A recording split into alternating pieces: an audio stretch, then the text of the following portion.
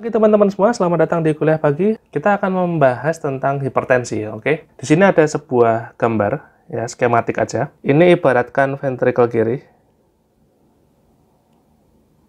Kemudian yang ini adalah pembuluh darah. Kemudian di daerah sini, ya, itu adalah arteriol. Pembuluh-pembuluh darah yang kecil, ya. Kemudian ini ibaratkan katup, ya, katup dari jantung. Di sini kita akan membahas bagaimana sistolik dan diastolik itu tercipta, ya. Sebetulnya apa sih yang diukur oleh tensimeter itu ya, sphygmomanometer itu apa sih yang diukur? Oke. Dari skema ini ada sebuah persamaan yang harus diingat terlebih dahulu bahwa sistolik itu bergantung kepada cardiac output. Sedangkan diastolik itu bergantung pada total peripheral resistance. Apa yang dimaksud dengan cardiac output, apa yang dimaksud dengan total peripheral resistance akan kita bahas lebih detail ya. Yang pertama, kalian bisa simak gambar yang di atas itu. Ventricle kiri ini ibaratkan itu ya, spet jarum suntik ya. Ini mompa ke arah sana. Ya kan? Ini itu merupakan ibaratkan ventricle kiri yang akan siap memompa darah yang ada di sini ya. Ini darah.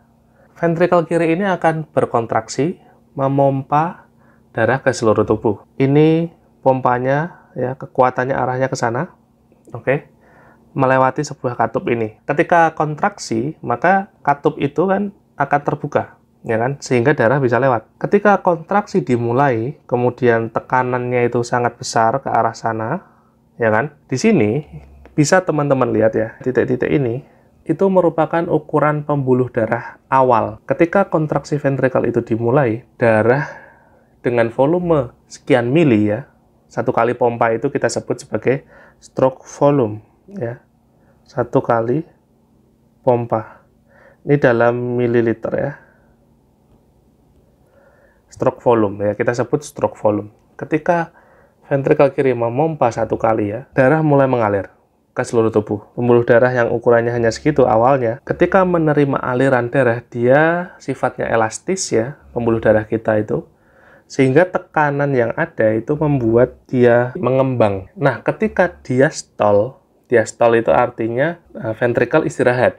Ventricle melakukan pengisian darah ya, blood filling. Ketika diastolik, valve ya, katup jantung akan menutup. Satu-satunya jalan darah harus menuju ke sana, ya kan, menjauhi jantung, menuju ke seluruh tubuh. Ternyata ada tekanan tambahan yang diberikan ketika proses diastolik.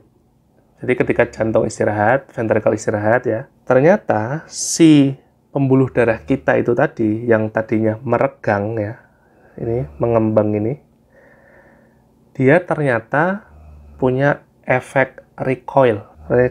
Sama halnya kayak celana kolor itu ya, celana karet, atau kamu pakai karet itu, karet gelang itu ya. Kalau kamu tarik ulur ya, terus kamu lepas, dia kan akan balik. Itu namanya recoil. Nah, begitu juga dengan pembuluh darah kita. Nah, recoil yang terjadi ini itu memberikan tekanan, cairan ditekan, nggak bisa balik ke sana, ya kan? Karena ini ketutup, katupnya nutup saat diastolik, otomatis satu-satunya jalan dia harus menuju ke sana. Nah, untuk menuju ke sana, teman-teman perlu ingat ada yang namanya TPR atau Total Peripheral Resistance. Nah, TPR ini tergantung. Kalau TPR-nya semakin tinggi, berarti kan darah itu ditahan, semakin ditahan. Otomatis, tekanan pada pembuluh ini kan akan semakin meningkat. Ya kan, kalau tahanan TPR-nya itu semakin tinggi. Jadi, TPR ini akan mempengaruhi tekanan diastolik. Nah, maksudnya TPR itu apa sih? TPR itu sebenarnya antara vasokonstriksi atau vasodilatasi. Vasokonstriksi, vasodilatasi dari siapa? Dari arteriol. Kalau arteriol kita itu banyak yang vasodilatasi, maka total peripheral resistance-nya itu bisa rendah, bisa turun, ya kan? Kalau banyak yang vasokonstriksi, maka TPR-nya akan tinggi. Seperti itu. Semakin tinggi TPR, diastoliknya ikut tinggi.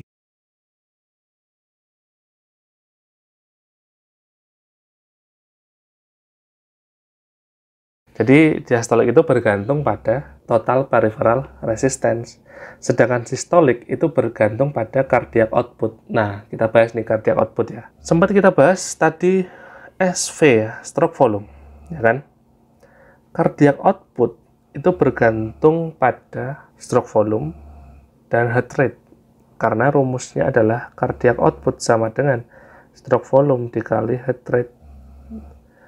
Karena cardiac output itu artinya adalah banyaknya darah yang dipompa dalam 1 menit. Satuannya liter per menit, itu CO. Kalau stroke volume itu liter atau mililiter, gitu. Nah, heart rate ini ya nadi kita dalam 1 menit.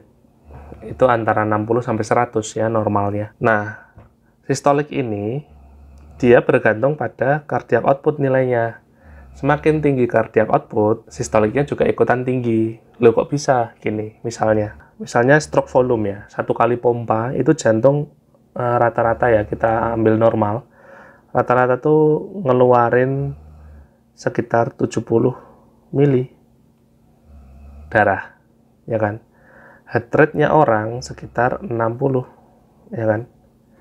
Ini jadinya totalnya adalah 4.200 mili darah 1 menit, ya kan? Nah, kalau CO-nya kita ubah, misalnya 1 kali pompanya lebih tinggi, misalnya 80 kali 60, ya kan? 4.800 mili. Nah, kalian ingat bahwa volume, ya kan, itu mempengaruhi tekanan. Karena semakin tinggi volume di dalam sebuah ruangannya segitu-gitu aja tuh, tapi diisi volume yang lebih, tekanannya kan lebih tinggi berarti. Ketika kita melakukan pemeriksaan tekanan darah, itu hasilnya bisa lebih tinggi yang ini, karena dia bergantung pada volume juga. Nanti akan kita bahas tuh, apa sih yang mempengaruhi cardiac output, apa sih yang mempengaruhi TPR, itu banyak banget. Ya, heart rate juga mempengaruhi, misalnya dia lagi takikardi, ininya berubah heart rate-nya, jadi sistoliknya juga bisa berubah. Makanya orang yang mau ditensi itu nggak boleh dalam kondisi takikardi. Jadi dia harus istirahat dulu 30 menit gitu, baru ditensi. Seperti itu, oke? Nah, nanti akan kita bahas tuh, apa sih yang mempengaruhi cardiac output, apa sih yang mempengaruhi TPR ya, banyak. Nah, gitu. Jadi, di sini intinya adalah si sistolik ini dipengaruhi cardiac output. Si diastolik ini dipengaruhi oleh TPR. Bagaimana mereka tercipta, si sistolik ini tadi tercipta ketika darah didorong ke sini, kemudian ini mendorong ke sana, ya kan? Itu sistolik. Nah, diastolik itu adalah ketika ini sudah tertutup, ini lagi relaksasi si jantung, diastolik. Nah, ini mulai recoil balik, ya kan, memberikan tekanan. Nah, kalau ini recoil, ya kan, otomatis dia harus ke sana, ya kan? Harus ke sana, karena sini ditutup pakai katup jantung, gitu. Jadi dia tidak regurgitasi, dia nggak balik si darahnya. Oke, baik. Oke, terima kasih. Kalau ada pertanyaan, teman-teman semua, silahkan komen di bawah. Kalau ada saran dan koreksi, silahkan komen juga. Jangan lupa like, share, dan subscribe. Kita akan lanjutkan pembahasannya di part 2 nanti tentang hal-hal yang mempengaruhi cardiac output, TPR, kemudian hal-hal yang mempengaruhi regulasi tekanan darah kita yang berhubungan dengan saraf simpatis dan parasimpatis. Itu nanti akan kita bahas juga, oke? Terima kasih, selamat pagi.